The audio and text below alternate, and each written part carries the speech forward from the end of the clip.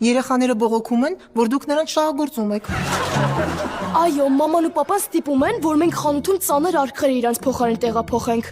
Չեն թողում գնանք դպրոց ու գիտելիք ստանանք։ Ստիպում են, որ ընտանեկան վիդեոներ նկարենք ու ձևացնենք, որ երջանիկ ենք։ Եթե այս ամենը ճիշտ է, դուք կձերբակալվեք եւ կդատվեք։ Չէ, այս երեխեքը ստում են, մենք իրաց տնողները չենք։ Էս էլ մեր վերջին ընտանեկան վիդեոն։